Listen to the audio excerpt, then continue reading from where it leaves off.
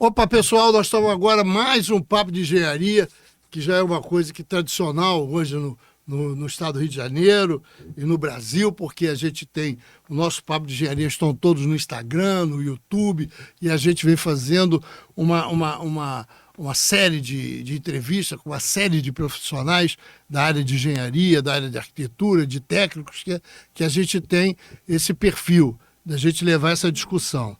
E hoje eu estou aqui com mais um engenheiro e meu amigo, né, meu direto amigo lá da CEAERJ, batemos grandes papos, ficando grandes tardes, batendo até um papo até 4, 5 horas da tarde, lá batendo um papo na CEAERJ, junto com o Aracaque, junto com o Néder. É o meu amigo engenheiro Eusébio Simões Torres. Eu não posso errar.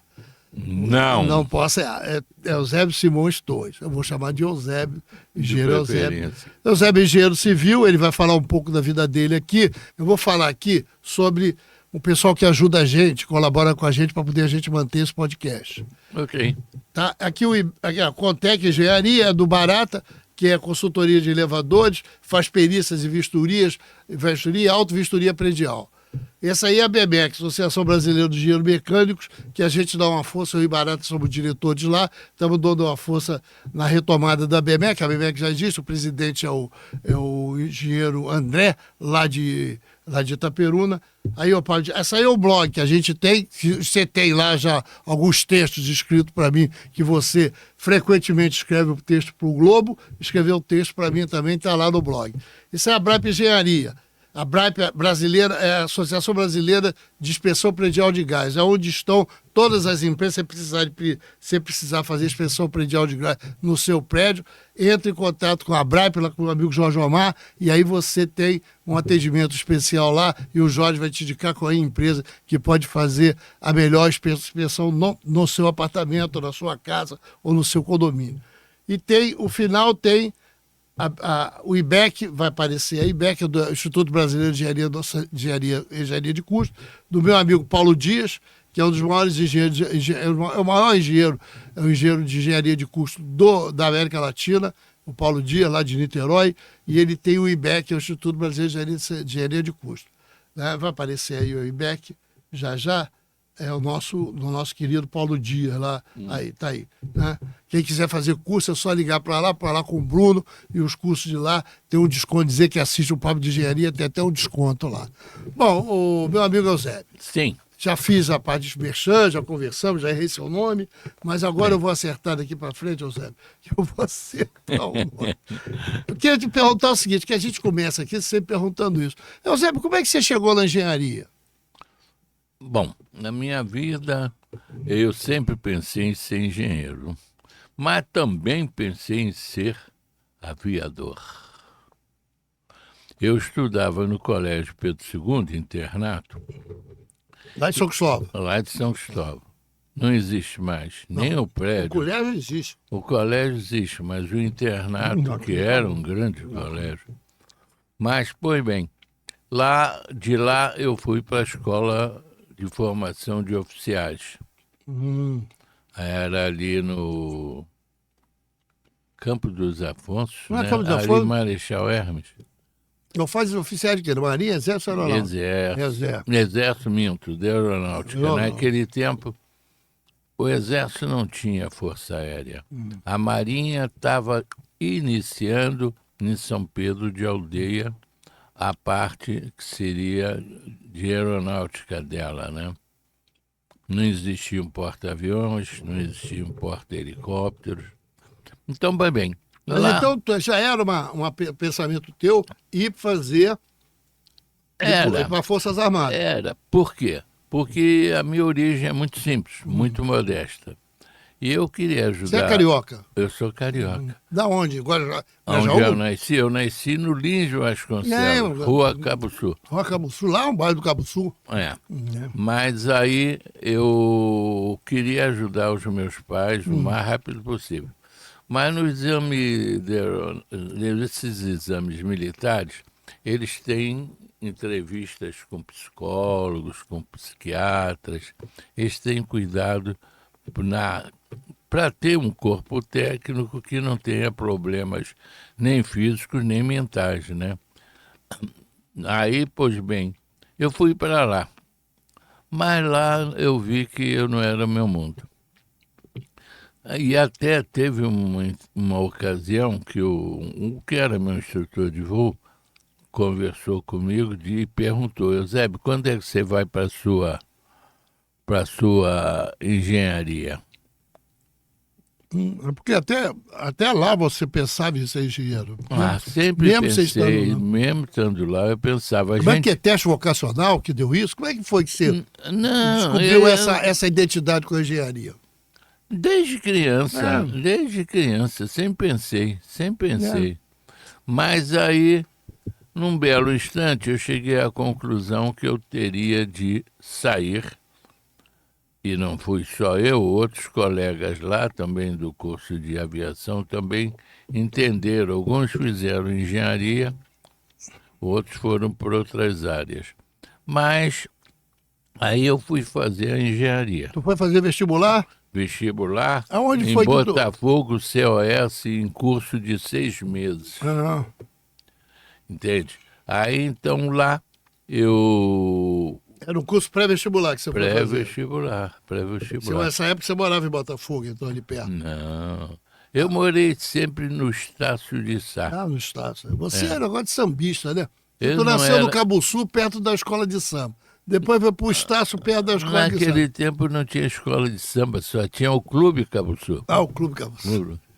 A escola de samba aparece depois. Depois. Mas, pois bem, E aí, você faz o pré-vestibular, vai para onde? eu fui para a Nacional, Nacional. de Engenharia. Hoje o FRJ. É ali no Lago de São Francisco. Tu é do de Lago de São Paula. Francisco. É. Mas aí nessa. Eu passei bem com boas notas, sabe? Com boas notas. Você era um bom aluno, né? Sempre, sempre tentei ser, né? Se fui ou não. É. O, Mas, por exemplo, era melhor do que eu. Eu, por exemplo, algumas matérias para mim eram sempre complicadas. Física, Para eu mim, tinha grande para dificuldade. mim, química foi o grande entrave da minha vida.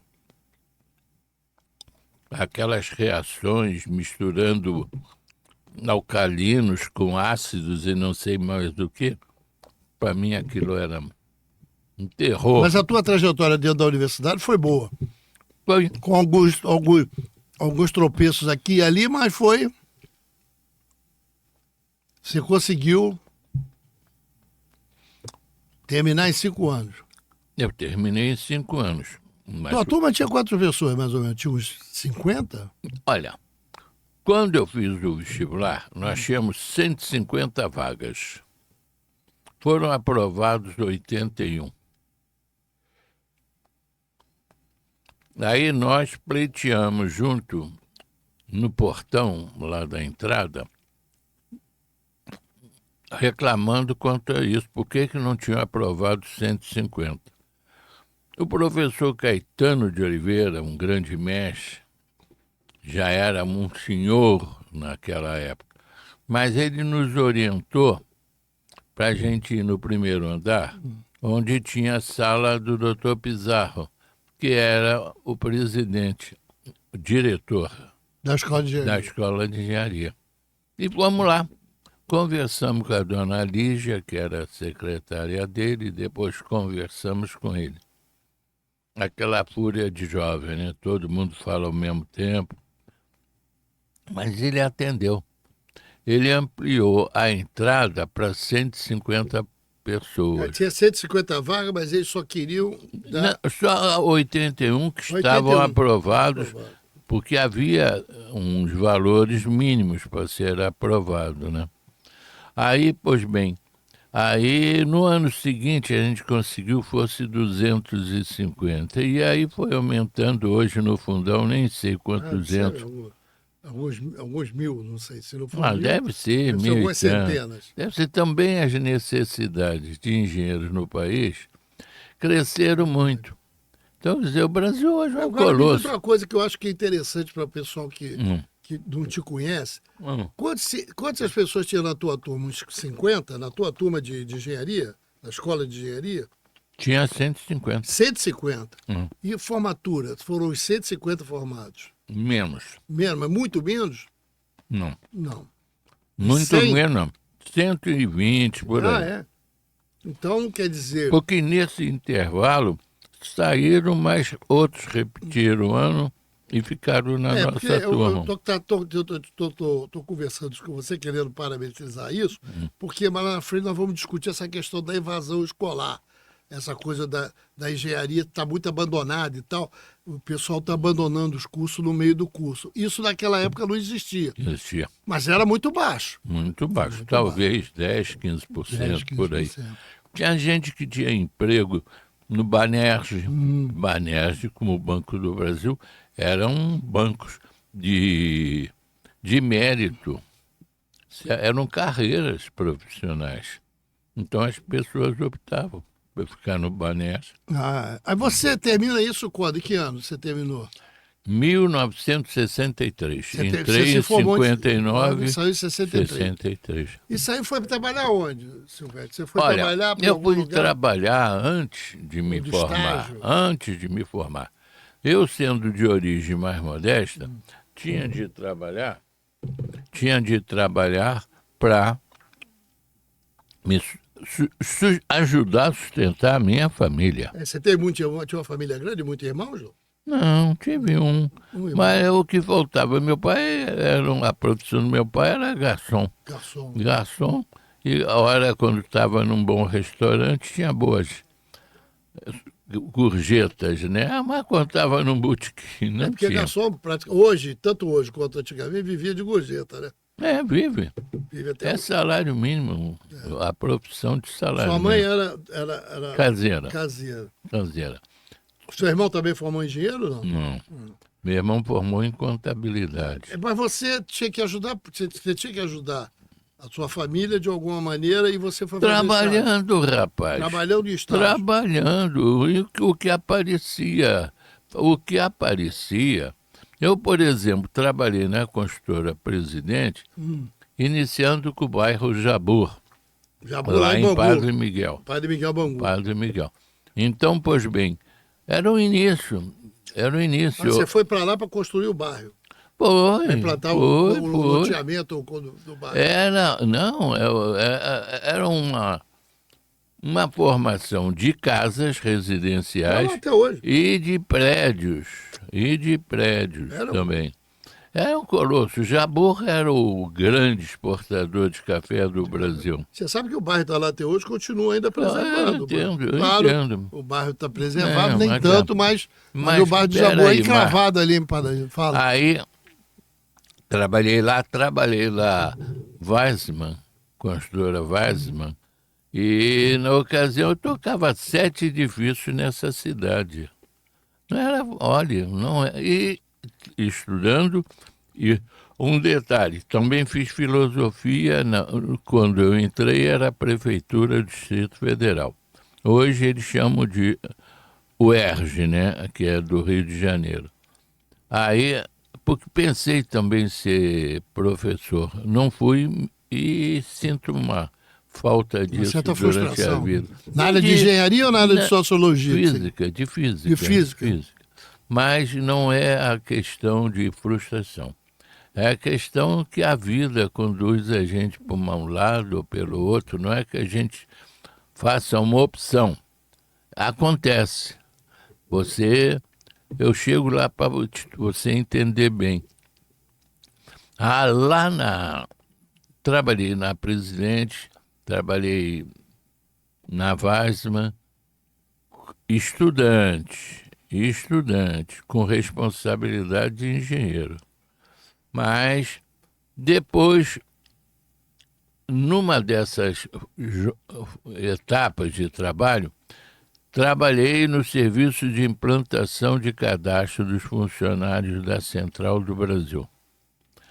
Dr. Luiz era o diretor administrativo da Central do Brasil. E ele um dia entra na minha sala, que eu tinha uma sala de gerência, né?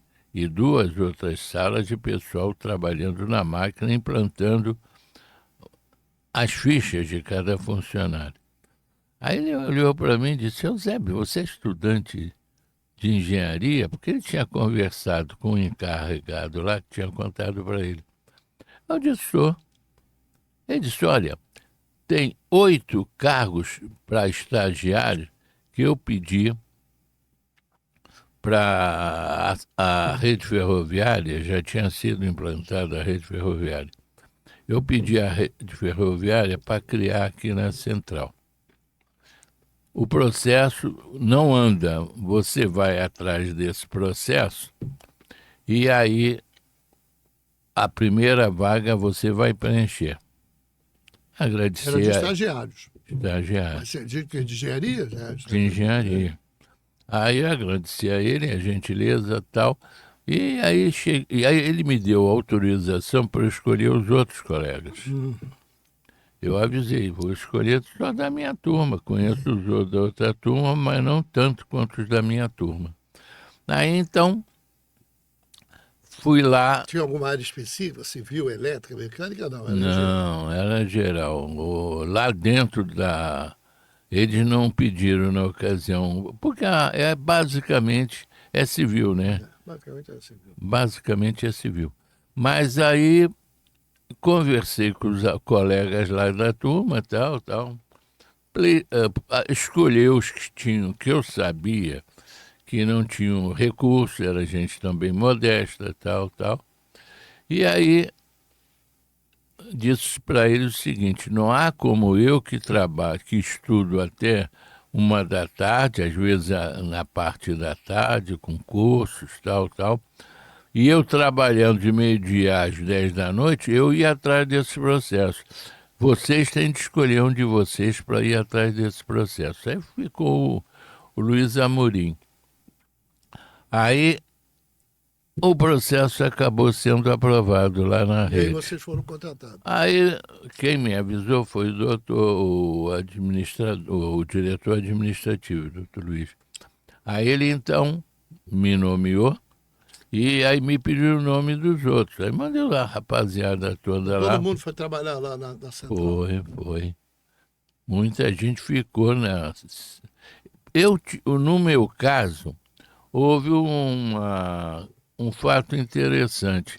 Eu estava um dia lá na escola, ao sair da escola, estava passando pelo portão, o Gil Moreira, que era meu colega de turma, foi nosso colega na SEDAI, ele me viu e disse: Eusébio, quanto você ganha na central? Eu digo: um salário mínimo, Você era estagiário. estagiário. Mas aí eu disse para ele disse para mim o seguinte: Eusébio, vai ter um concurso, você não quer entrar na Sursan? Sursan, para quem não sabe, né, a Superintendência de Saneamento, Urbanização e Saneamento, a grande empresa motora dessa cidade nos anos 60. Aí, Isso era governo Lacerda? Não. Era você está perguntando se o Lacerda já era governador nessa época? Não, né? A Assunção foi criada, não. A Assunção é criada antes. Eu entrei... Era Distrito Federal? Era Distrito Federal. Eu entrei para o Distrito Federal. Mas tudo já estava concluído. A ida para Brasília já era uma decisão que ia acontecer na data marcada. Tudo já estava preparado. Aí você foi trabalhar na Sursan. Aí eu fui para Sursan, mais gozado. Aí desviaram, nós que concursados, desviaram para a Fundação Leão 13. Que tem até hoje a Fundação Leão 13. A Fundação Leão 13. Ela, com a fundação da Casa Popular, que eu acho que não existe mais, ela é que dava as normas para as construções que gente modesta não tinha recurso para contratar corretor, essa burocracia tudo. Então ela já fornecia para o cidadão as plantas para ele levantar o prédio para morar com a família dele, né? O terreno era dado pelo Estado, ele tinha que levantar. Alguns eram e alguns eles conseguiam, porque o governo federal na época também atuava muito nessa área. não era essa política de hoje, de casa e tal, levanta 300 mil apartamentos em 60 metros quadrados, botam 3 quartos.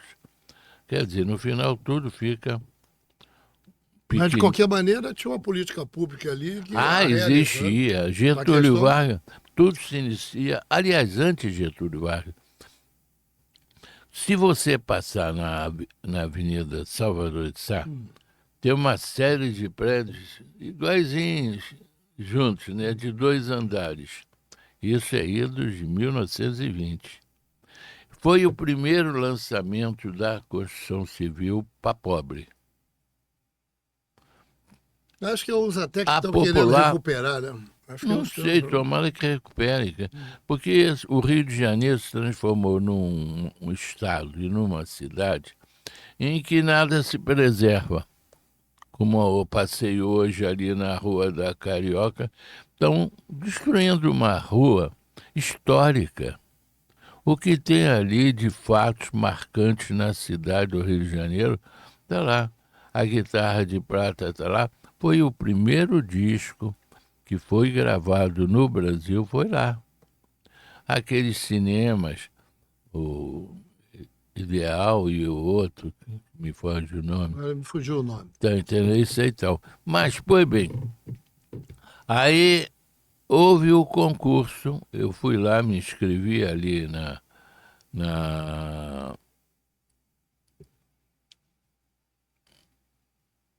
perto de onde há a aeronáutica, onde tem o Aerodurbe, Não né? importa. Marechal Câmara. Marechal Câmara. Marechal Câmara. Aí você passou na prova Aí passei. e foi trabalhar onde?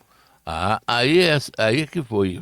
Em princípio, eu queria ir para o aterro.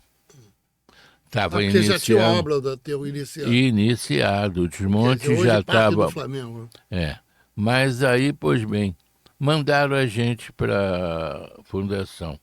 E a gente trabalhou no fato da transferência das favelas, acabar com as favelas e criarem bairros para os Populares. favelados. A ideia era magnífica, Marco. Magnífica. Qual eram os bairros? Era o pessoal do. Vila todo- Kennedy. Não, não. As favelas era para retirar em torno da lagoa. Não. Não. Todas elas que não pudessem ser implantadas uma urbanização. Quer dizer, o lugar que tinha área de risco. Tinha de sair. Tinha de sair, como isso é humano. E criarem bairros. A gente, principalmente engenheiros, a gente fica vendo um país com 8 milhões e 500 mil quilômetros quadrados, em que está urbanizado, nem chega a 20% da área total, e existirem favelas, baixadas, cada estado dá uma nomenclatura, mas todas é falta de casa. Eu, por acaso, hoje estava vendo na televisão, antes de vir para cá, um documentário sobre a questão ambiental, habitacional na Europa. Portugal está um horror, porque o salário mínimo é 800, o aluguel é 1.000 euros. Pô, o cara ganha menos do que tem de pagar. Dublin, ou Dublin, como queira, tá certo? Lá na Irlanda, problema semelhante. Na nossa Noruega, que ganhou do Brasil, tá entendendo? Também está cheio de problemas desses. População pobre sofre. E, porra, a área para isso tem. Agora, a política do governo de se interessar para construir, ela morreu com o Brizola, morreu com o Lacerda. Mas naquele momento, qual era a ideia? Era acabar com as favelas, e tinha no Rio de Janeiro. Não. Acabar com aquelas que não pudessem ser urbanizadas. Ser urbanizadas. E criar bairros populares urbanizados. Isso. E aí, quais foram os bairros que foram criados urbanizados? Qual foi? Você lembra? Lembro. Cidade de Deus é o mais perfeito. Até estação de tratamento aquilo tem. De esgoto tem, Dígolo. né? Está funcionando. Vila Kennedy, Vila Aliança, essas três foram as principais. A ideia, e assim foi feito, implantar o bairro com uma administração que eu só vi no Brasil, em Curitiba. Em Curitiba tem um quarteirão que é destinado ao serviço público, federal, municipal, estadual. O cidadão tem um problema para tratar, ele vai nesse local, procura os setores competentes e resolve. Não fica andando da Rua do México para ter na Rua Graça Aranha outro atendimento, ou para ser no MER outro atendimento. Tudo localizado. A ideia era a mesma. Era implantar um bairro em que você tivesse assistência de engenharia, de medicina, de polícia administrativa. Mas esses bairros que você citou, não chegou a ter isso. Chegou? Chegou. Quando... Qual era a ideia? Era construir o bairro, escola, tudo de saúde, tudo estava implantado, tudo implantado, água, esgoto, tudo. A ideia era esgoto, lixo. Aí, eterno problema do Brasil. Muda a administração, muda o pensamento de tudo. Esqueceram de dar a esses bairros, porque era um bairro muito gostoso. Eu fiz obra no Rio Grande. Quando eu chegava lá, o carinho daquelas senhoras, daqueles senhores comigo era enorme, porque eu ajudei a construir Mas era aquilo. outro tipo de população, né? Não é a Não, de hoje, né? não, a de hoje A também. de hoje é um pouco mais agressiva. Não é agressiva, não. O ser humano se torna agressivo porque as circunstâncias fazem com que ele seja. Todo mundo quer, olha, no Japão, na China, em qualquer lugar do mundo, todo mundo quer o que nós queremos. Ter a nossa casa, o quintalzinho. No Rio, na cidade do Rio de Janeiro, acabaram até com o quintal. Hoje você pode construir em todo o terreno. Crivella fez essa bobagem. Em todo o terreno. Eu, onde eu moro no 8º andar. Fala. Não, eu ia pegar aquela discussão das favelas daquela época, porque na minha cabeça, eu como sou nascido em 52, e só vou para a escola de engenharia em 72, 20 anos, mais ou menos 19, 20 anos, por aí, a gente tem a ideia de que essa criação desses bairros levaram a um certo grau de violência para a retirada dessas pessoas para levar Negativo. É o que conta a história. Não, pelo negativo. menos quanto o folclore disso. Tem o folclore... Eu trabalhei em favela. Por ser de origem humilde, eu não me via diferente de um favelado em nada. Se ele precisasse de uma caneta, administrativamente, lá na usina, eu ia atrás da caneta e dava para ele. Eu conhecia o Estado, sabia o que tinha de desperdício de móveis, que nem a minha... Mas esse deslocamento da população foi um deslocamento assim acordado? As pessoas foram porque quiseram, sabiam que ia ser uma coisa melhor? Olha, Você também teve na Cidade de Deus também. Cidade de Deus também, que é o mesmo processo. Só que a Cidade de Deus teve um histórico diferente das outras. A Cidade de Deus foi criada praticamente após, não muito após, concomitante algum trecho, mas o Rio de Janeiro sofreu as enchentes de 66 e 67, que foram enchentes. É outra coisa que ninguém dá bola, Marco. Ninguém fala isso para os garotos na escola de engenharia.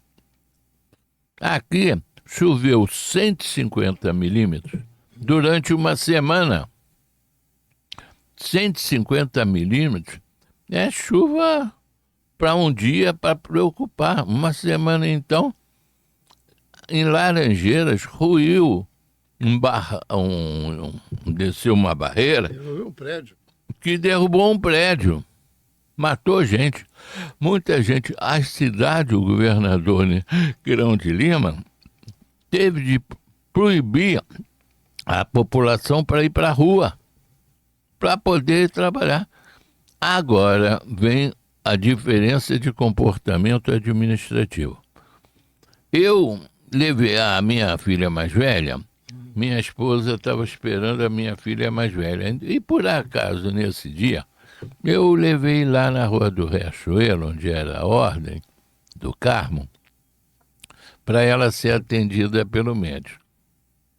Eu tinha, como todos tinham, um carro à disposição para nos atender, para levar a obra, levar onde a gente tivesse de administrar alguma coisa. Aí, pois bem, eu levei, quando a gente chegou em casa, estava chuviscando, sem ser uma chuva para dar medo, né? Aí estou lá, quando bateu 9 horas, o Adão, que era o meu motorista, chegou para mim e disse: Eusébio, o secretário está convocando todo mundo para ir lá na área de transporte, que era ali perto do aterro, de transporte da Sursan, que todos os senhores estão convocados. Eu não entendi nada, entrei no carro e ele foi pegando uma série de pessoas ao longo do caminho. Quando chegou lá, Paula Soares, que falou, aí posso estar em dúvida, disse o seguinte: tinha recebido um comunicado do Instituto de Meteorologia que ia cair uma tromba d'água no Rio de Janeiro e que nós teríamos que ficar alertas. Aí, então, nessa ocasião, o secretário dividiu a gente por setores aonde já estávamos trabalhando alguma coisa. Eu fiquei com a área desde o Rio Comprido e o Catumbi ali no Rio Papacovos, que passa ali. Já estava canalizado o Rio Papacovos, que eram enchentes. Que passa por debaixo da Marquês de Sapucaí. Passa embaixo da Marquês de Sapucaí. Mas, rapaz, eu fiquei uma semana sem ir em casa. Todos nós ficamos.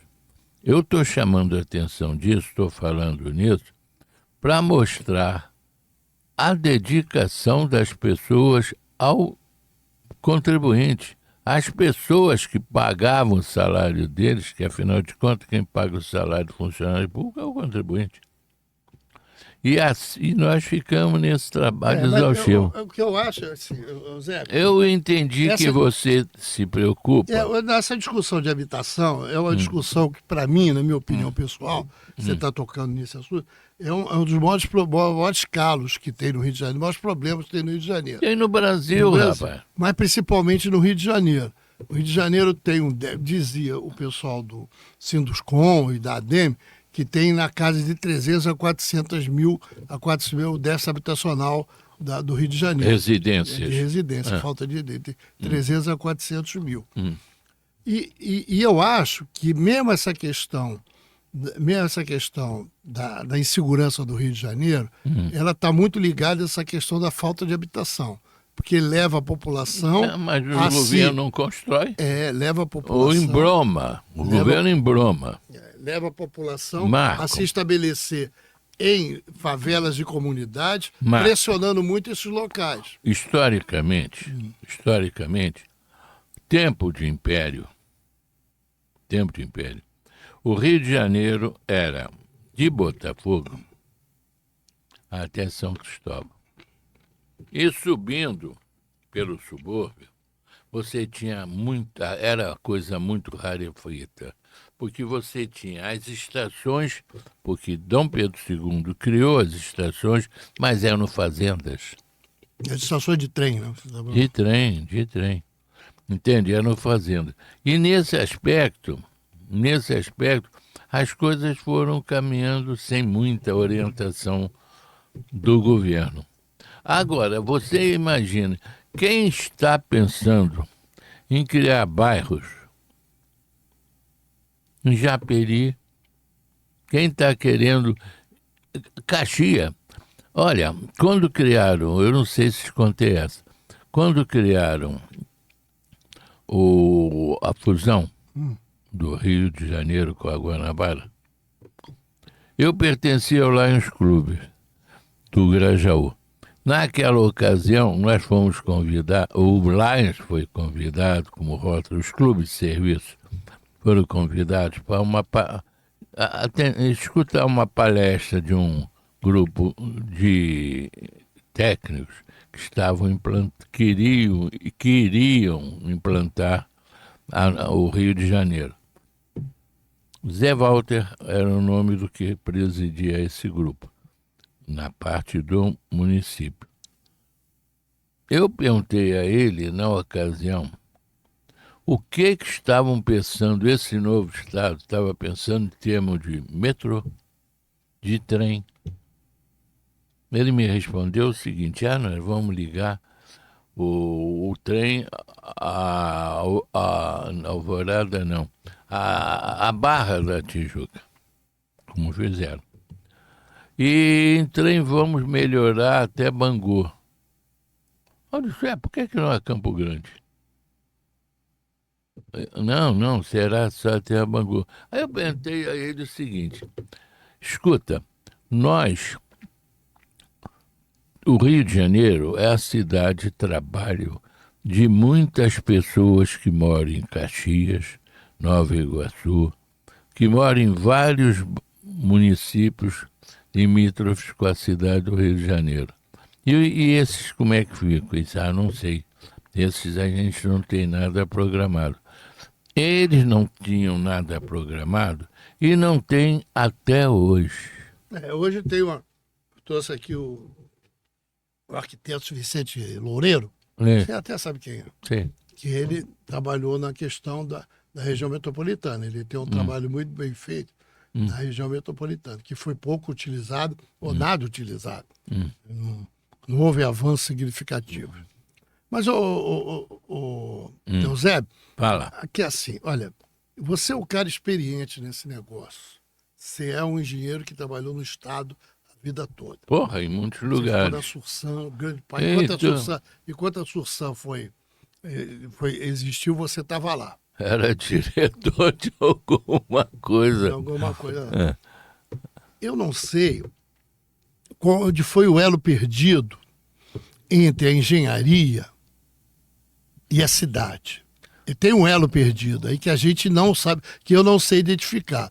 Por quê? Porque a população do Rio de Janeiro hoje, Eusébio, ela é 50% formal e 50% informal.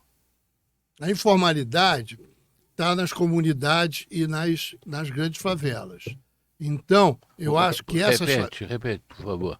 A grande informalidade. A informalidade. A formalidade é da cidade que eu acho que é periférica das favelas.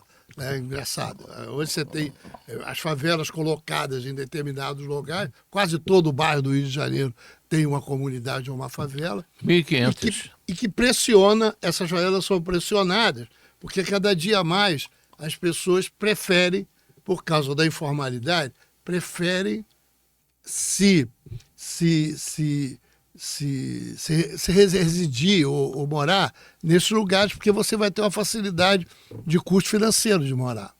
O custo financeiro vai ser muito mais baixo. E aí, não adianta, eu não sei onde a engenharia deixou a questão da política habitacional para trás, que eu acho que a engenharia tem uma culpa nisso. Olha, muito se deve isso aos nossos governantes.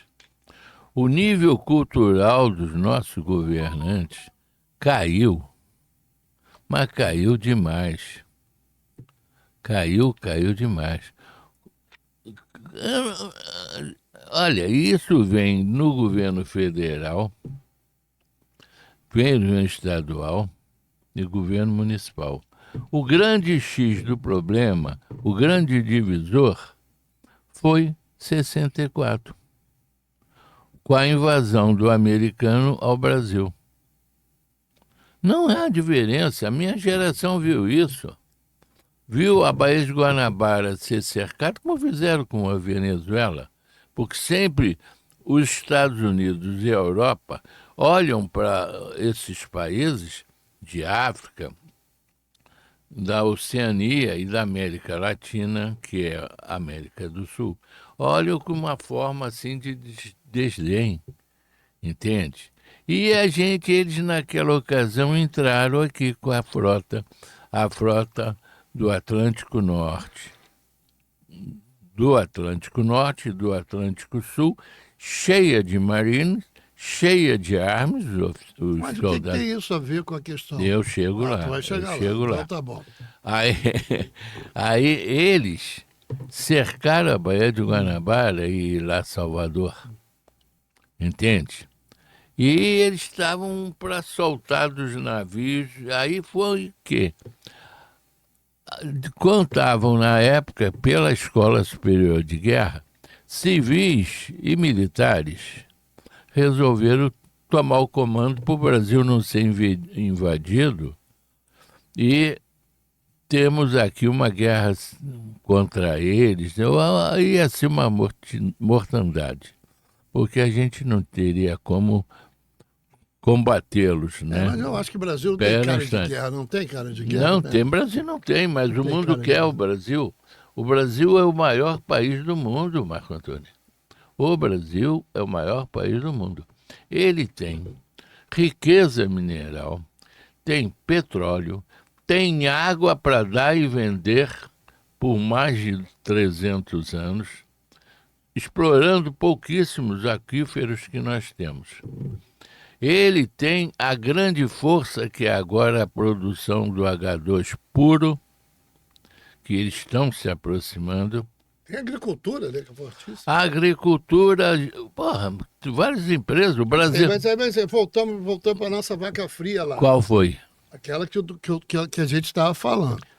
Por que algumas políticas públicas, elas não conseguem, apesar de terem alguns exemplos exitosos nos anos 60, nos anos 70, por que a gente não consegue solucioná-los? Eu não a gente não tem prejuízo? Marco Antônio. Mas cuidado que a gente só tem uma hora. Se você não vá mal, eu adoro conversar.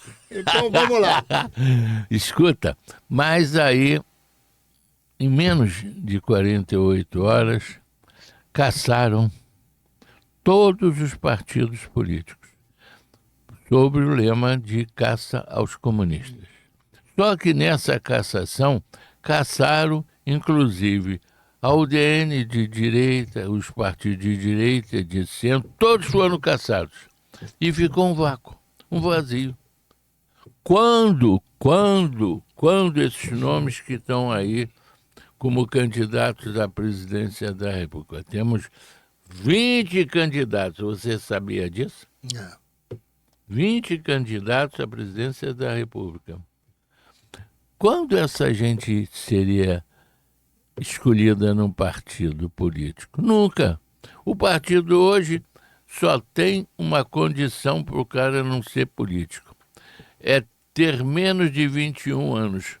Ter menos de 21 anos é a única condição, e ser brasileiro. Tá entendendo? Porra, então você... Ontem eu conversei contigo, o cabo, não sei o que lá da Polícia Militar. Porra, espera aí. Um homem ia deputado, ele ia a senador, tem que vai formar as leis que estruturam um país. Mas eu não sei se os políticos daquela época eram melhores que os de hoje. Muito, eram todos bem formados, de esquerda, de direita, de centro. Eram melhores, né? Eram, mas, é só tentar recuperar alguma coisa daquele tempo, você vai sentir. Mas quando é que a cidade do Rio de Janeiro, que você identifica que a cidade do Rio de Janeiro se tornou uma Babel. Você virou essa grande zona organizada que é a cidade do Rio de Janeiro. Começa de lá, Marcos. De 64, eu acho que é aquele golpe militar de 64? Não houve golpe militar, houve tomada de poder. O golpe se supõe haverem uns a favor, outros contra. Não ocorreu isso. Não ocorreu. O Brasil aceitou que foi estabelecido sem brigas. Mas aí eu estou tentando negociar com você, identificar onde o golpe militar... Não é o golpe militar. Onde a tomada do poder vai atrapalhar a questão organizacional da cidade do Rio de Janeiro. Isso. Quando caçaram todos, quem assumiu o poder? Generais. Criaram a Arena e MDB. A Arena era o partido do governo. Se numa eleição o MDB, que não representava nada de oposição, mas existia, se o MDB conseguia mais votos, porque geralmente o povo votava no MDB, não para presidente. Para presidente ia ser os generais. Aí criavam os políticos biônicos, que eram pessoas conhecidas lá do poder, que eles nomeavam. Eu chego lá. Cuidado que vai demorar muito, hein? Me dá 3 minutos. Claro. 3 minutos. Então, pois bem, aí qual a formação de líderes que a gente teve? Nenhum. Mas você estava lá na prefeitura, as pessoas estavam na prefeitura. Por e aí, a prefeitura e o Estado... Porque tinham medo, todos tinham medo de tudo. E nós dois... Por que foi permitido a falta de política pública tão forte, que levasse as favelas, que já são favela. Voltando à favela. Não, eu estou falando para você, estou tentando estabelecer uma conversa com você sobre o sentido que eu acho que tem uma falta de participação da engenharia nisso. Que a engenharia não se envolveu. Olha, eu trabalhei, o Jamil trabalhou, vários colegas nossos trabalharam no serviço de favela. Existia o serviço de favela. Tudo isso existia. Mas quando as forças, Al Capone em 1920, Dillinger, em 1920, nomeava governadores nos Estados Unidos, nomeava deputados e senadores. Isso não deixou de acontecer em outros países. No Brasil também aconteceu. O Rio de Janeiro foi o que, infelizmente, foi o mais sofredor com esse problema. Por quê? Porque os grupos, Fernandinho Beiramar no Rio, Marcola em São Paulo, esses líderes, homens muito inteligentes, que se somaram ao pessoal da Zona Sul, Vieira Solto e outros assim, como se descobriu lá em São Paulo também, viram que ter o mando da favela dava muito dinheiro. Eu sei. Entende? Agora, a questão da engenharia. A engenharia no Rio de Janeiro está sofrendo muitos reveses. Mas não está acontecendo em São Paulo. Não está acontecendo nos outros estados. A gente se preocupa muito porque a gente vive no Rio de Janeiro, a gente sente nas costas, principalmente nós, engenheiros, por que dessas coisas acontecerem? Entende? Não temos. Rapaz, 7 homens que foram governadores, homens e mulheres, foram governadores. Só homem. A Rosinha não foi? A Rosinha também foi presa também. Então, quer dizer, isso demonstra. Para o Rio de Janeiro se reerguer, infelizmente só tem uma saída. Mas eu fico achando a única saída que tem é a intervenção judicial. Eu não juro que eu não entendo assim, não. Eu entendo assim. Não entendo. Eu acho assim. Você que é um cara experiente, junto com outras pessoas, nós que somos os caras experientes, Por que que a gente nós não somos propositivos? Por que que as entidades de engenharia, Clube de Engenharia, CAE, Sindicato de Engenheiro, CREA, CAL, CRT, por que que a gente não é propositivo na seguinte extensão? Olha, nós somos as pessoas mais comprometida com a questão da organização da cidade. Nós somos as pessoas que melhor entendemos a organização da cidade. E para organizar essa cidade, o caminho é X, é Y, é Z. Por que a gente não se aproxima nesse sentido propor isso? Por que tem maior dificuldade? Tem maior dificuldade. Você sabe que eu avalio assim, por exemplo, a questão da cidade do Rio de Janeiro com relação à mobilidade está razoavelmente resolvida. Você acha? Eu acho que está razoavelmente resolvido. São Paulo tem 8 linhas de metrô. Mas no Rio não precisa mais de metrô. O Rio não precisa de metrô? Metrô não precisa. Porque se você, quase todos os lugares do Rio de Janeiro, desculpa, todos os lugares do Rio de Janeiro, mesmo Campo Grande, Santa Cruz e tal, o que tem linha de trem até lá, o que precisa já tem a linha de trem, as linhas do trem já atingem lá, passa por quase todos os bairros do Rio de Janeiro, tem estações em quase todos os bairros. O que você precisa é uma melhor organização desse modal. Como é o caso do metrô, que já vai até Pavuna. E o metrô que já vai até Pavuna, não. A estrada de ferro Rio Douro foi extinta e o metrô se instalou na estrada de ferro. Mas vai lá. Mas não é isso, O que é, então? Essa estrada de ferro que o Rio de Janeiro tem, que atende, eu concordo contigo. Mas isso é pensamento muito antigo, antes de virem os habitantes dos bairros. E ela atende razoavelmente. Mas não chega lá. Aqueles trens vivem lotados. Isso é uma outra história. É uma outra discussão. Agora me diz uma coisa. A discussão é que tem trem dá uma indo lá. explicação. Agora, se o trem não atende como deve ser atendido, a gente precisa parar e discutir isso. Porque pegamos os engenheiros ferroviários, tem a Associação dos Engenheiros Ferroviários, eu tive agora. Não precisa da associação. O Brasil está sendo cortado por estradas de ferro e que vai até o Peru. O Brasil está... A política ferroviária, por interesses, lógico... A gente não consegue resolver ir até Santa Cruz, pô. A gente não consegue... A gente consegue fazer uma estrada de ferro que vai num porto do Nordeste até o Peru. Mas não consegue resolver esse pedacinho daqui o Rio de Janeiro parou. Você falou agora uma coisa que isso me causa espécie muito. O quê?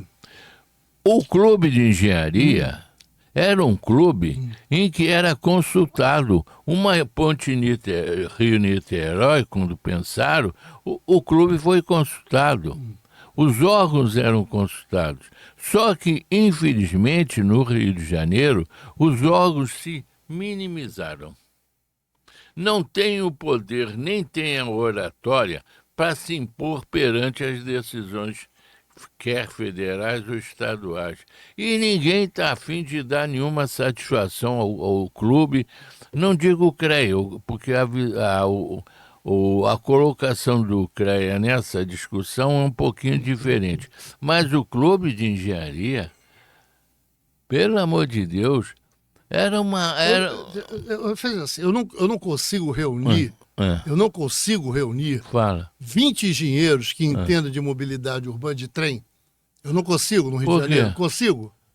Deve conseguir. Pois deve então existir. Não deve ser uma coisa difícil mas não de fazer. Olha, me diz uma coisa. Eu consigo resolver. Me diz uma eu consigo ter 50 engenheiros que entendam sobre a questão de habitação da cidade do Rio de Janeiro. Será que eu não consigo ter? Deve ter, lógico que deve ter, Marco, mas só que nós estamos numa política, se você entende, por que o presidente da República tem que ser escolhido entre o Lula e o Bolsonaro?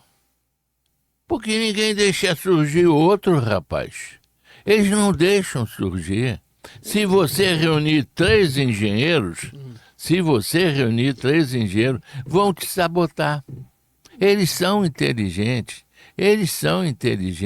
Agora, esses órgãos, como o nosso CREA, tá certo? Que deveriam ser órgãos a se impor de uma outra forma. A natureza cultural, a natureza das pessoas, de humanismo entendente, tá sendo. Eu volto a fazer a pergunta que eu fiz ao Zé Walter. Por que não tem um metrô que vá a Caxias? Por que não tem um metrô que vá a coisa? Porque são milhões de pessoas que moram lá e trabalham Mas não cá. precisa, tem trem que vai a Caxias. Mas, rapaz, por que não tem o trem, o metrô, o bonde e a barca? Já esqueceu? No tempo do Império, a barca saía de Botafogo, parava na Praça 15. Mais adiante, saía de Copacabana. Não tinha os túneis. O túnel velho surge depois. Saía uma embarcação que... A maior via rodoviária, a maior via, vamos chamar, urbana, que tem é a Baía de Guanabara. Mas eu, por exemplo... E quem usa a Baía de Guanabara como transporte? eu acho que não, usa porque pouco. mais a coisa, precisamos de ter... Mas qual é o problema que tem de usar a Baía de Guanabara? Não é, a rede do dinheiro não deixa. Que rede de dinheiro? A indústria, o comércio de vias no Brasil, no Rio de Janeiro, estão impossibilitando as coisas. Precisava ter um governador em que ele dialogasse com essa gente, mas não dialogasse dizendo sim, não. Dialogasse em termos elevados, conversar. Tudo bem, você tem de ter seus ganhos, também concordo com isso, mas temos de ver aquilo e levar essa solução mais para o povo. Não tem, Marcos. Não tem. Sabe, o meu amigo Eusébio Simões Torres. Seu criado. Eu não entendo, se a gente tem uma qualidade intelectual no Rio de Janeiro, universidades como o UERJ, universidades como a Fluminense, universidades como o Fundão, universidades particulares, várias universidades particulares, a Veiga de Almeida, Nova Iguaçu, a PUC, a Souza Mac e tal. Como é que a gente tem um volume de intelectualidade tão grande e a gente não consegue interferir no processo político da cidade? Por que a gente não consegue interferir no processo político de habitacional? Por que a gente não consegue... Nós, engenheiros, eu estou falando nós, engenheiros. Sim, mas nós somos povo. Não, nós somos povo. Nós somos povo. Mas nós somos iguais dos outros. Mas nós podemos dizer que nós somos um pouco da elite da cidade. Não? Sim e não. Sim e não, Marco Antônio. Sim e não. Te explico por quê. Nós citamos há pouco CAERJ, citamos o CREA, citamos o Clube de Engenharia, que seriam os 3 marcos principais para nós, funcionários públicos estaduais. Qual a força deles? Qual? Pois é, isso é que eu fico. A gente tem que buscar o elo perdido, que é o nome do filme, buscar. Tem que saber. Os líderes. Líderes, pessoas que sejam capazes de ter dentro de si valores que consigam enfrentar os fortes. Porque eles dominam, rapaz. Eles dominam. Eu acho que a gente perde pela omissão. A gente é gente isso, faz não. um discurso. Não, a gente faz um discurso de dificuldade de ser ouvido, não. e aí a gente deixa isso pra Não lá. é como o Rio de Janeiro, que em 1970... Não sei, o Clube de Engenharia vai fazer 200 anos. Não é possível. E onde está o CREA Hélio de vai fazer 100 Almeida? anos. E O aonde? Sindicato de Engenharia vai fazer 100 anos. A CREA vai fazer 100 anos. Aonde está o Hélio de Almeida no Clube de Engenharia? Não, Morreu. não sei. Quem ficou? Não sei. No CREA, o professor, como era o nome dele, mexia muito com topografia, foi um grande presidente que tivemos. É um outro mundo que existiu e que o mundo atual precisa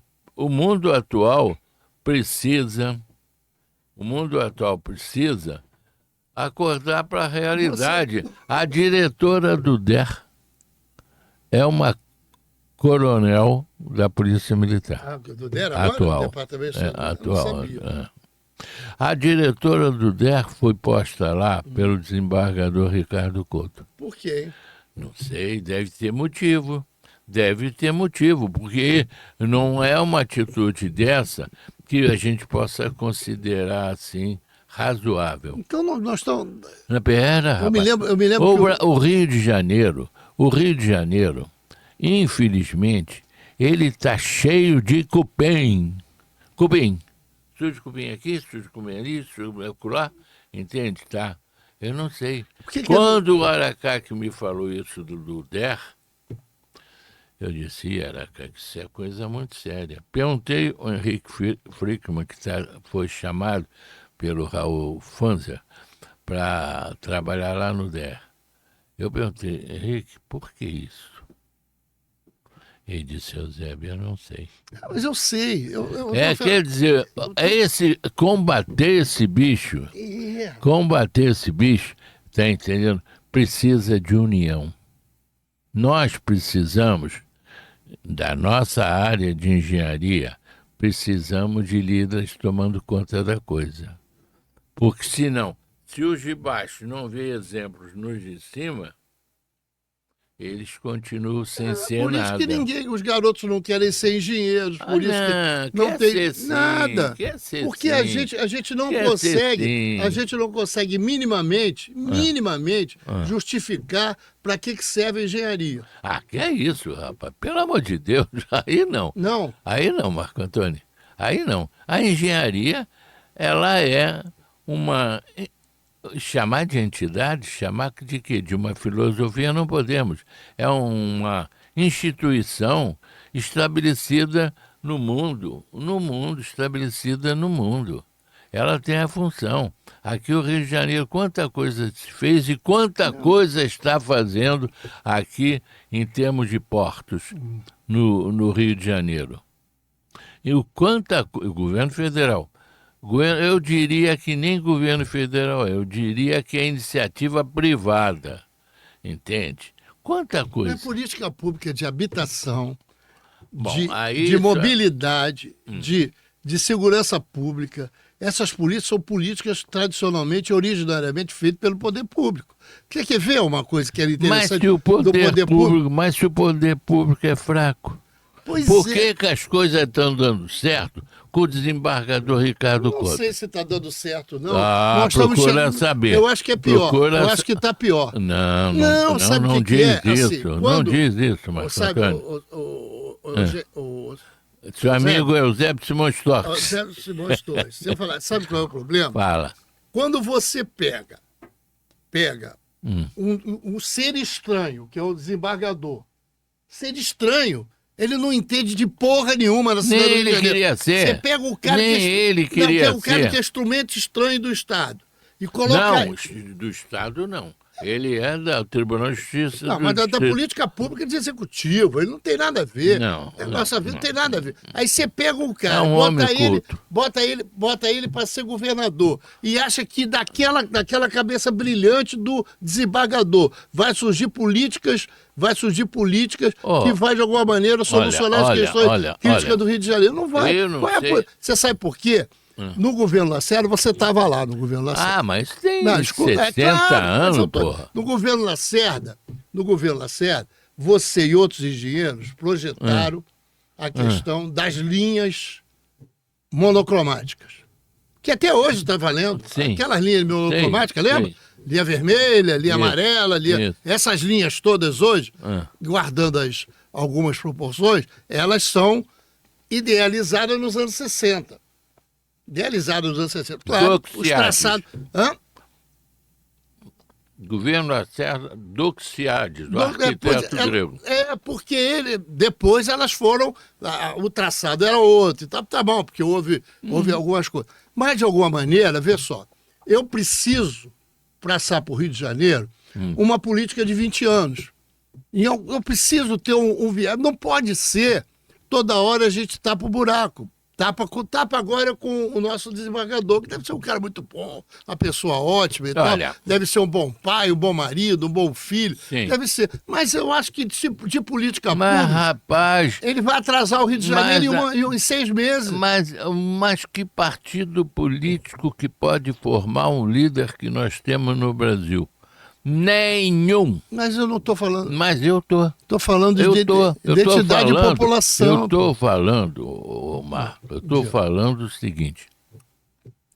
A escassez de liderança política no Brasil é gravíssima. É gravíssima. Gravíssima. Você vê o que está acontecendo no governo lá no Congresso. O presidente do Senado é um político de Roraima.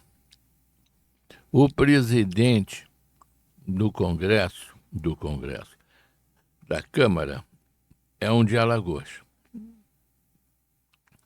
Isso é que você deve parar para pensar. Qual o grau político deles? Qual o grau cultural? Qual o grau deles de comando? O que eles têm de passado? Então, O que eles têm de passado? Aonde estão? Aí vem o pior. Aonde estão os políticos do Rio de Janeiro? Esses nem mais existem. Pois é, eu acho assim. Aí, aonde estão os políticos de Minas Gerais? Minas Gerais era o berço dos políticos. Mas sabe o que eu acho com isso?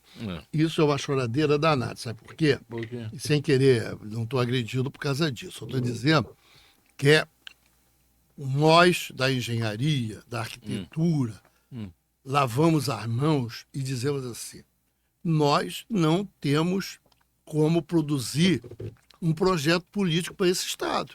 Não tem. Não tem, porque nós somos incompetentes para poder formalizar. Não adianta. Mas não é. As nossas lideranças não é na área As nossas lideranças na área. Olha, deixa eu te dar um exemplo da minha vida. Nós já estamos terminando. Tá bom. Vai finalizando.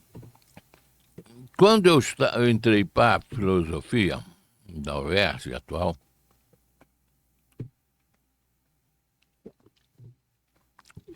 me bateu muito grande o grau de política de então.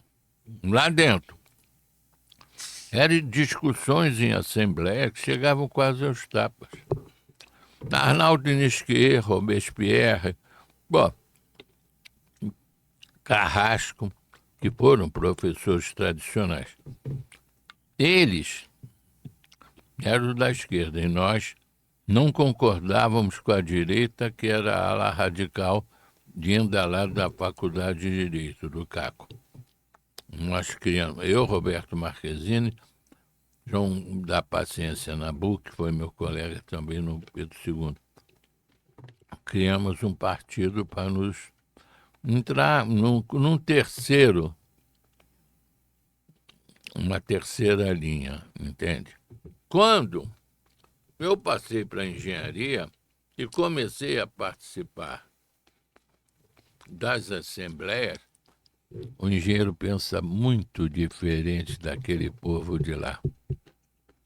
As coisas eram mais brandas, serenas. Existiam profissionais liberais na engenharia que eram vendidos à esquerda.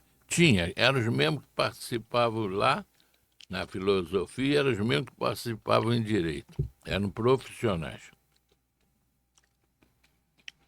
O engenheiro, ele não é criado, ele em sua estrutura da matemática e da física, ele não é criado para ser um líder assim combatente.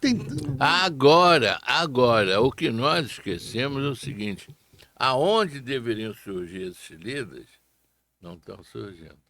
Seria na filosofia e em direito. Também não. Eu acho que o engenharia pode. Eu acho que tem lá. Eu fui lá na Associação das Empresas de Engenharia, cheio de liderança lá, cara.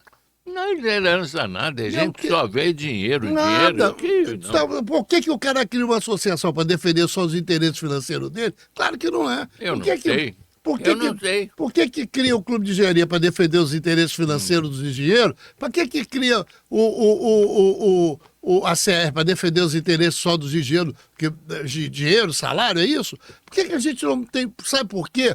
Porque nós não somos respeitados, porque nós não formulamos. Na medida que a gente não formula... respeitável? Não, porque a gente não formula nada. Nós somos um coadjuvante no processo. Quando precisa de um projeto de VLT, chama o engenheiro. Quando precisa de um projeto... Entendeu? Nós não formulamos nada. Nós não somos formuladores. Os engenheiros não são formuladores. Os arquitetos não são formuladores. Eu me lembro em 60 e em 70... Não, eu me lembro em 70. Chegou aqui um arquiteto chamado Jean Milner. Jean Milner. Não sei. Eu nunca tinha ouvido falar do Jean Milner. Nos anos 70. Eu conheci. Eu não conheci. Conheci ele falando. Ele dizia assim, olha... Eu já escrevi isso algumas vezes. Olha, o melhor transporte de massa é o trem. Ele é o melhor transporte de massa, é o trem. Nós que moramos no subúrbio sabemos disso. É o trem. Mas, para implantar 1 quilômetro de ferrovia, seja superfície, ou seja, em subsolo, é caro pra caramba, não é barato. Aí ele falava assim, olha, é melhor, se a gente não tiver dinheiro para implantar o trem, a gente implanta o transporte rodoviário sobre rodas numa calha exclusiva, que vai solucionar o problema parcialmente dentro do período até você ter uma reorganização da cidade. Aí você vai a Curitiba e verifica que ele tinha razão. Ele foi prefeito de Curitiba, governador do Paraná. Ele implantou lá quilômetros e quilômetros de vias dentro de calha rodante, material rodante, né? De pneu. Essa coisa está se implantando no Rio. Eu acho que o BRT é vitorioso, eu acho que ele é vitorioso. Eu acho que o VLT é vitorioso, porque ele, de alguma maneira ou de outra, consegue trafegar. E olha que eu ando nessas coisas todas. Trafegar com uma certa facilidade. Agora, eu não vejo isso em outras áreas. Não vejo isso em outras áreas. Por que o VLT não vai na Tijuca? Pois é, dá para fazer. Dá para fazer. No mundo, você vê isso no mundo. Dá para fazer Botafogo-Gávea. Dá para fazer Botafogo-Gávea. Dá para fazer Praça 15 até a usina. Mas até hoje no metrô, que é um pedacinho de 2 ou 3 quilômetros, que é o Estácio Praça 15, que já está praticamente pronto, né? Não fez até hoje. Agora, por que não foi? Isso que eu estou te falando. A política habitacional, a política de mobilidade, a política de segurança pública não é formalizada pelas lideranças da cidade. Não tem formalização.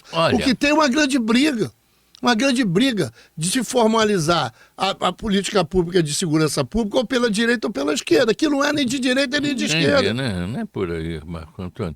Não é de direita, não é de esquerda. Nós estamos terminando. Está terminando? Não. Que pena! Não, podemos falar. Tem mais 2 minutos para você falar mais alguma coisa. Ai. Faço votos que você tenha ficado satisfeito com o papo. Com certeza, você é um papo muito bom. Que bom, que bom. Agora, faço votos que o Rio de Janeiro consiga sair disso. Sei que vai demandar um bocado de anos para limpar. Por que não bota para governador o o chefe da Polícia Federal daqui do Rio. Pode ser, que resolva. Que Não? é isso? Não. Não? Não é Aí por bota aí. ele lá. Marco Antônio, aí tu Vamos ele- tá brincando Porque com a não, verdade. se- Você tá igual, Ah. não posso dizer nome, que ontem tratou Mas eu tô o desembargador de juiz. Não, Eu digo, que é isso, porra? não, eu tô falando isso. Então é o seguinte: não precisa eleger ninguém aqui. Bota esse desembargador para ficar 4 anos e meio. Minha solução. Pois é, mas não é a solução. É a Precisa ter um solução. voto. A gente precisa votar. Ah, aí é que vem palavras de um colega nosso também, que eu não vou dizer o jogo do nome. Eusébio, mas tem a lei tal, lei tal.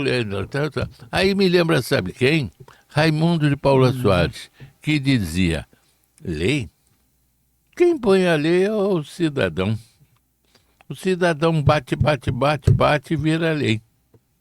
E até isso que está faltando aqui no nosso país, infelizmente, há 60 anos. Eu acho que o desembargador não passa do Sassamutema. De quê? O Sassamutema, esse desembargador que é? que é Eu não governador. Sassamutema é o salvador da pátria. Era o salvador da pátria. Aquele cara que vai salvar o Rio de Janeiro. Conta pra mim essa. Não, da novela. Se você não viu Ah, a novela, não. se você não viu a novela, perdeu. Eu não vi. Não viu a novela, Já perdeu. fiquei de ver não é novela há isso. mais de 20 Não é anos. isso, não é isso. Se todos os desembargadores do mundo fossem o melhor deles todos, e não é. Não é isso, E não é? não é Ela isso. não era votar Não é desembargador. isso, não é isso. isso. Vamos ter eleição agora. Isso. Quem vai entrar? Não sei, eu tô Eu te te dizendo. digo, Não, mas nós eu vamos- te digo, Mas vamos ter eu sou o profeta. Não, mas tem eleição para deputado, tem eleição para senador, tem eleição para deputado federal, entendeu? Esse conjunto, Mas eu não posso votar nas que eu quero votar, porque elas estão de outro estado. não, Eu queria saber aqui no nosso estado, quais são? sei, Eu não conheço, não. eu não vejo. Eu não sinto na televisão, eu não sinto em nenhum Não, lugar. Eusébio, nós, você, um pouquinho mais velho do que eu, um pouquinho mais velho do que eu, um pouquinho Obrigado mais pela velho. gentileza. A gente não tem perspectiva de que há uma solução para o estado do Rio de Janeiro. Não tem perspectiva. Eu concordo. Nenhuma perspectiva. Eu concordo. Nenhuma perspectiva e coisa nenhuma, por nenhuma política. Nenhuma. Porque as políticas que são implantadas são políticas efêmeras. Ela perde efeitos rapidamente. Vou te Porque pedir a um gente minuto. Não, vou terminar agora. Vou terminar. Tá. O rapaz... 1920, Ih, caramba. tivemos o Plano Archer. A única coisa que fizeram foi a Praça Paris. Archer, o arquiteto francês, foi a Petrópolis, e Petrópolis recebeu e fez o que ele determinou. Ele foi a Curitiba, que era uma cidadezinha abandonada, e transformou no que está lá hoje. Ele foi a Porto Alegre e fez. No Rio de Janeiro, a resposta que deram para ele foi assim, esse plano é muito caro. E perdemos. Depois de Archer, em 60, vem Doxiades, grego, que implanta não só as linhas coloridas, mas que tinha outras ideias. Também não deram bola. Aí veio, no governo do Brizola, o nosso arquiteto do Paraná, Lerner, que fez um projeto, esse nem sei onde está, nunca vi na minha frente e eu gostaria de entender o que ele traçou. Ninguém fez nada. Não levanta que nós vamos terminar. Meu amigo Eusébio Sim, senhor. Simões Torres, acertei. Problema no final. Gostei. Obrigado, um abraço Opa, muito forte. Você te veio aqui adoro, hoje, homem. Vir aqui hoje discutir, falar isso. Desculpa, às vezes eu sou veemente, porque é do meu estilo de... Lógico, é do meu estilo conheço, é um conheço estilo- muito ponto. é do meu estilo de achar que eu tenho o caminho, a gente precisa achar o caminho, a gente nem sabe onde que é, nem sabe qual é o caminho. Obrigado, Eusébio, um abraço, felicidade, boa sorte, saúde e muita sorte. Que Deus nos tenha por aqui muito tempo, que a gente é necessário. Obrigado.